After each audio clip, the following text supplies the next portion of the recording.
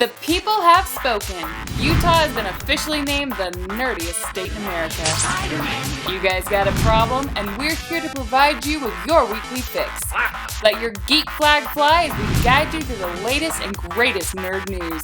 So throw on your best spandex and get ready to warp to light speed as we enter the world of fandom.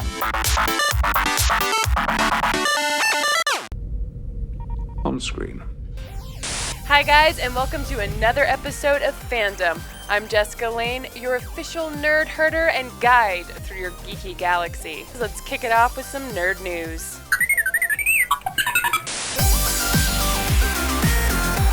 San Diego Comic-Con was in full swing last week, dropping a ton of nerd news and some much-anticipated trailers. Thousands of Star Wars fans stood in line for hours to get a glimpse of Star Wars: The Force Awakens. Fans are pretty stoked to also get to see the cast. Even Harrison Ford made his first public appearance since his plane crash. Fans didn't get the release of new footage like they were expecting, but I think they got something a little bit better. J.J. Abrams released a very special behind-the-scenes reel. Now, not only did this reel showcase all the amazing practical effects we can expect from a Star Wars film, but it also showed a lot of the magic that fans have been begging for years. It left fans dying for more and honestly made this Star Wars fan way more excited about December. Real sets, practical effects. You've been here, but you don't know this story. Nothing's changed, really. I mean, everything's changed, but nothing's changed.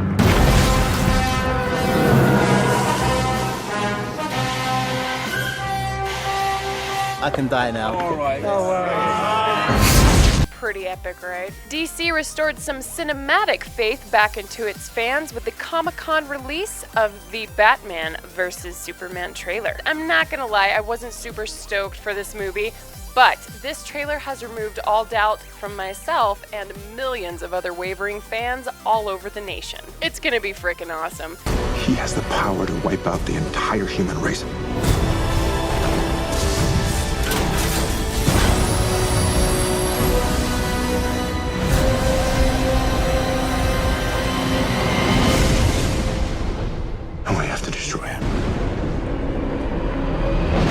The trailer for next summer's Suicide Squad movie sent fans into a frenzy last week at Comic-Con. So the trailer was leaked a couple of days ago, but let's be honest, the best part of the trailer is like the last 3 seconds where we get to see Jared Leto's depiction of the wonderful Joker.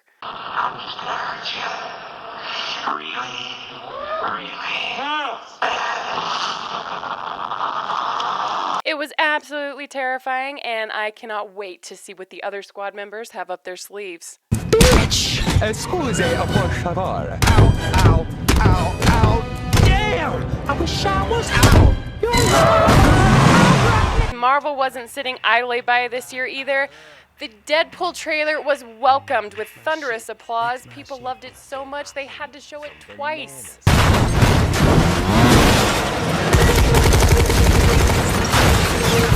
If you were lucky enough to see the trailer, it was absolutely hilarious and not so family friendly. But hey, it's Deadpool. We expect nothing less.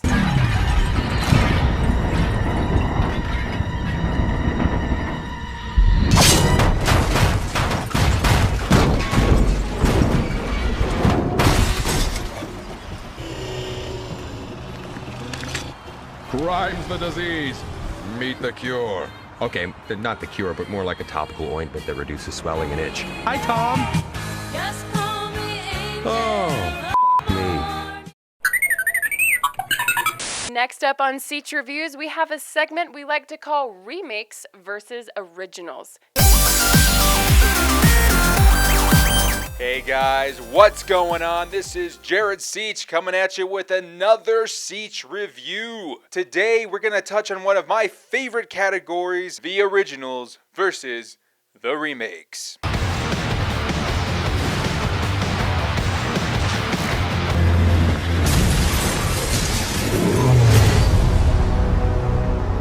Today's original versus remake is going to focus on the Spider-Man franchise. 2002, Sam Raimi busts open the doors to the Spider-Man films, delivering us a rather impressive film based on the beloved comic book hero. But after the 2007 flop known as Spider-Man 3, the franchise took a drop, and we thought we wouldn't see it again for several years, but guess what? We were wrong. Just a few short years later in 2012, Mark Webb introduced us The Amazing Spider-Man. Today we're going to put them in a top 10 head-to-head battle. Let's get started. At number 10, we're going to focus on the villains of each franchise. Now on Sam Raimi's side, we had the Green Goblin, Dr. Octopus, and then a barrage in the third that, we don't need to get into. On Mark Webb's side, we've got the Lizard, Rhino, the Hobgoblin, Electro, among many others. The Amazing Spider-Man, you're just given way too much. You're in a buffet, you're going through the line. Yeah, it's a good time, but it just feels stuffed in the end. In Sam Raimi's court, we've got each character significantly getting their own time on screen to develop. Now, to me, as one of the comic book readers and even cartoon enthusiasts of the 90s, I thought, hey, Green Goblin, he's pretty cool. Obviously not my first choice. Venom. If you look at the two villains side by side, obviously my choice would have been the Green Goblin. Godspeed, Spider-Man. At number 9, we're putting the spotlight on the actors. Now, when Tobey Maguire was first cast as Peter Parker, everyone said, too old, too lame, but he shocked the world with how genuine his acting depicted Spider-Man. Garfield, although he has some excellent traits portraying the superhero, I feel catered to the teenage group more than an overall audience. Maguire, for everyone. Garfield, teenage drama, high school bullcrap.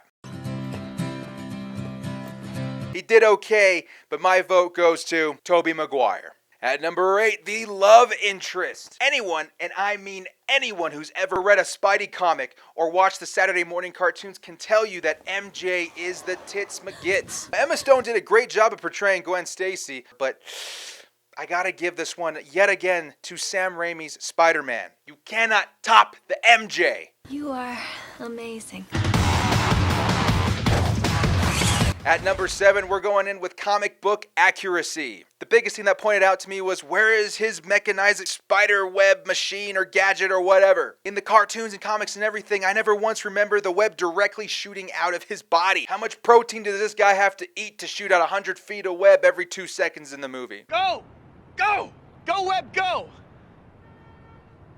The Amazing Spider-Man does a great job at following the accuracy of the comic books and the cartoons. So at number 7 with comic book accuracy, I'm going to have to go to The Amazing Spider-Man. Now number 6, The Osborns. Both films do portray the Osborns in each of their versions of the story. Yet for some reason, we get to see a more developed story behind the arc in 2002's Spider-Man. The Osborns in The Amazing Spider-Man do an okay job being such an important part to the Spider-Man story. I feel it was extremely important to get the Osborns right. So I gotta give number 6, The Osborns, to Sam Raimi's Spider-Man. Now coming in at number 5, the soundtrack. I don't know about you, but I feel like the music can really identify a film. I enjoyed the heck out of the Spider-Man soundtrack from the original 2002 version. The Amazing Spider-Man's was okay, but it seemed to lack any sort of unique style. At number 5, I'm giving the soundtrack to Sam Raimi's Spider-Man. At number 4, one of my personal favorites in all of the Spider-Man franchise, J.J. Jameson. I was so sad to hear that he was not included in The Amazing Spider-Man, although I have no idea who they would have gotten to play him other than J.K. Simmons. If we can get a picture of Julia Roberts in a thong, we can certainly get a picture of this weirdo. His hilarious depiction of the character adds just enough comic relief to make the movie even more fun and comic booky. Boss, your wife's in the line. She said she lost a checkbook. Thanks for the good news. So at number 4, J.J. Jameson, I'm going with Sam Raimi's Spider-Man. At number 3, possibly one of the most important aspects of the entire franchise is Peter Parker himself. Peter Parker is supposed to be this nerd, this outcast, this guy that sits alone at the lunch table. That's something I feel Sam Raimi's Spider-Man really had going for it. He was the average good guy, the guy you want to root for. Whereas Mark Webb's Peter Parker really seemed to lack the authenticity and the overall honesty to the character. All of a sudden, Spider-Man's hipster. I get trying to keep with the times, but for me, it was a hit and miss. So at number 3, the character of Peter Parker once again goes to Sam Raimi's Spider-Man. At number 2, possibly one of the biggest points I can make for the films, is that it seems like The Amazing Spider-Man is just an exact copy of Sam Raimi's 2002 Spider-Man. Everything from the character development, the action, the love scenes. And for heaven's sakes, I laughed out loud in the theater when I heard that if you could do good things for other people, you had a moral obligation to do those things. Which is obviously so much different than, remember, with great power comes great responsibility. Come on, guys. Seriously. When I was first watching The Amazing Spider-Man, I was like, I don't know if I can do it. I can't watch Uncle Ben die again. Call an ambulance! Now, granted, this isn't all The Amazing Spider-Man's fault. The origin story is obviously going to be the same no matter how you do it. But the point is, you weren't original enough. You didn't give us new things we didn't see in the original 2002 Spider-Man. On that note, for originality, it goes back to Sam Raimi's 2002 Spider-Man. And my number 1 category for the Spider-Man franchise, the story. Now, a story really needs a couple of different elements to really make it work. 1, establishing your characters. Give me a reason to like these people. 2, putting them in a situation where they have to overcome great obstacles to get themselves out. And 3, probably the most important of all, character development. You hear that, Mark Webb? Character development. If your character starts out as a sleazeball and ends as a sleazeball, that's not character development. But if your character takes from his experiences and learns something from it and becomes a better person because of it, that is character development. As opposed to, I promised your dying father that I wouldn't date you. You promised me. Just before he died, and screw that. Don't make promises you can't keep, Mr. Parker. Yeah, but those are the best kind.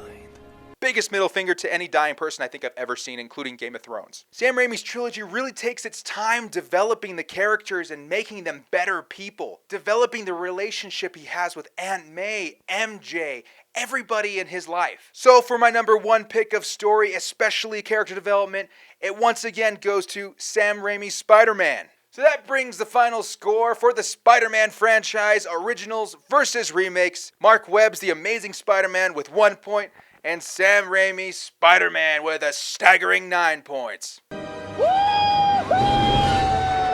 Thanks for joining me on this episode of Seach Reviews. Go ahead and comment and like below if you like what you saw. If you got any suggestions for more originals versus remakes, I'd love to do them. This is your friendly neighborhood Jared Seach with Fandom.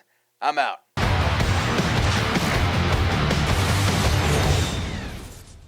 Anybody care about what I want? I do. Shut up. Get out.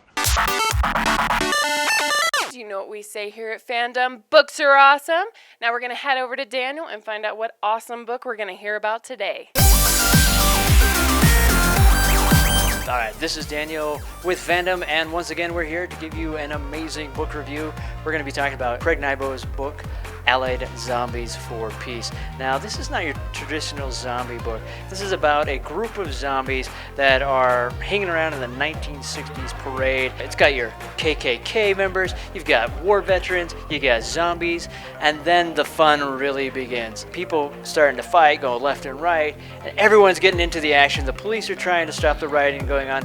Now, the thing that I found really humorous about this is the zombies are the only ones trying to be peaceful. But like every zombie movie and book out there, the zombies eventually jump in and they just start devouring, eating people. Nybo does not pull any punches on this. So if you're a little squeamish, maybe not the best book for you.